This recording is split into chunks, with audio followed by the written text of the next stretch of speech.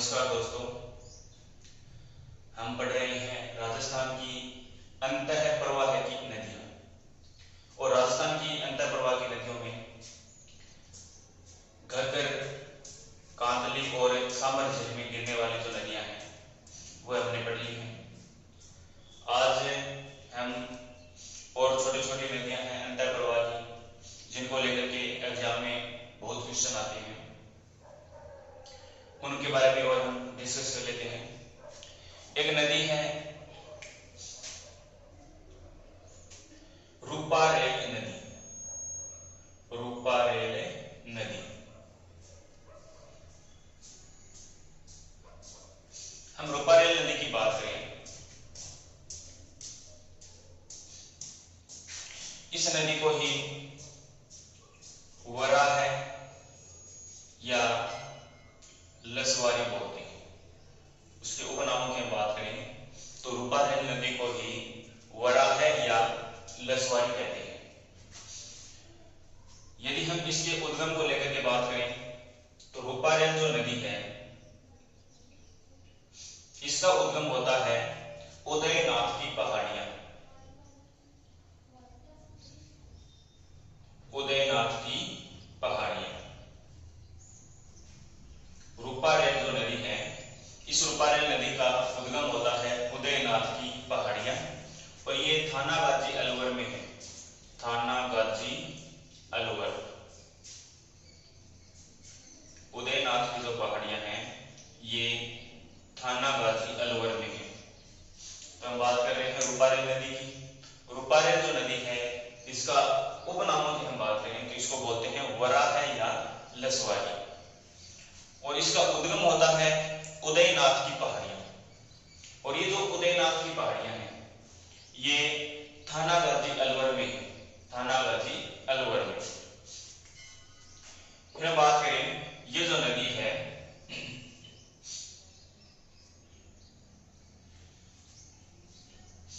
अलवर भरतपुर में आगे बहते हुए भरतपुर जिले में जो रूपारेल नदी है ये भरतपुर जिले में एक झील का निर्माण करती है। भरतपुर जिले में एक झील का निर्माण करती है और इस झील को बोलते हैं मोती झील। मोती झील, ठीक है। और ये जो मोती झील है ये भरतपुर जिले में है। कौन से जिले में है? ये भरतपुर जिले में। इंपॉर्टेंट क्वेश्चन बनता है यहां से कि मोती झील जो है ये कौन से जिले में है? भरतपुर जिले में है। इस झील का निर्माण कौन सी नदी करती है? रूपारेल नदी। और रूपारेल नदी को वराह या लसवारी बोलते हैं। उसके बाद हम बात करें इसी मोती झील को भरतपुर की जीवन रेखा बोलते हैं। Life line of Bharatpur. Bharatpur की जीवन रेखा, भरतपुर की जीवन रेखा मोती झील को बोलते हैं, ठीक है। ध्यान रखना, इस मोती झील को क्या कहते हैं?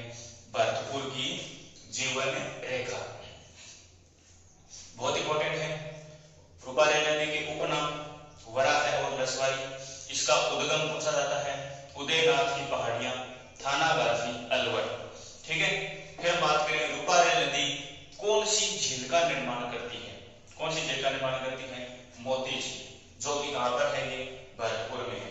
और इसी झील को भरतपुर की जीवन रेखा कहते हैं। Life line of Bharatpur.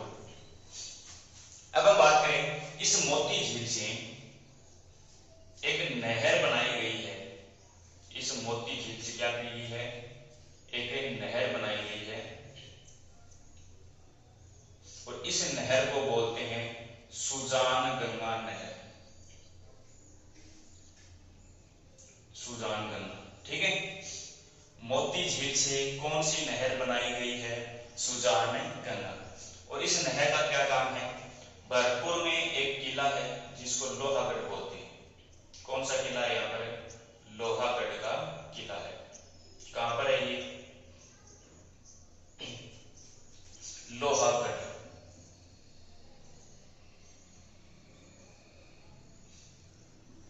Lohagarh दुर्ग कहां पर है? ये भरतपुर में है, ठीक है। लोहागढ़ दुर्ग भरतपुर जिले में है। और इस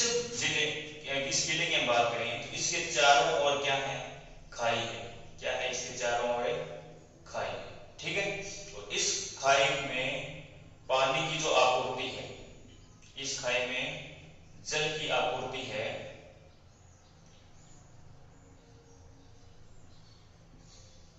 वो कौन सी नहर के द्वारा की जाती है? सुजान गंगा नहर से। तो इंपॉर्टेंट पॉइंट है, ये भी ध्यान रखना है कि रूपा रेल नदी है ये मोती झील का निर्माण करती है और इस मोती झील से सुजान गंगा नहर बनाई गई है, सुजान गंगा नहर निकाली गई है और इस सुजान गंगा नहर के द्वारा भरतपुर के किले के चारों ओर जो खाई है उस खाई में जल की आपूर्ति की जाती है, वहां तक जल पहुंचाया जाता है। ठीक है, तो ये इंपॉर्टेंट पॉइंट है। कौन सी नहर के द्वारा? मोती झील को लोहागढ़ दुर्ग से जोड़ने वाली जो नहर है वो कौन सी है? सुजान गंगा नहर है। ठीक है, और इस सुजान गंगा नहर के द्वारा ही मोती झील का पानी इस लोहागढ़ की दुर्ग की जो खाई है उसमें पहुंचाया जाता है। ठीक है, रूपा रेल नदी है। इस रूपा रेल नदी के उपनामों की हम बात करें तो रूपा रेल नदी को वराह या लसवारी बोलते हैं, वराह या लसवारी। इसका उद्गम होता है उदयनाथ की पहाड़ियां, थानागाजी, अलवर। ठीक है, और ये जो नदी है रूपा रेल जो नदी है ये भरतपुर जिले में मोती झील का निर्माण करती है, एक झील का निर्माण करती है मोती झील।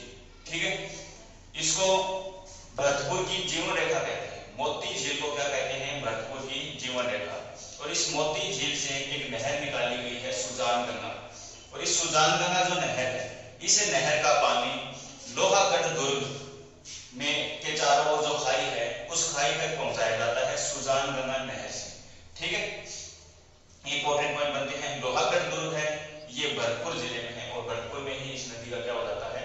समापन हो जाता है। तो ये हमारी नदी है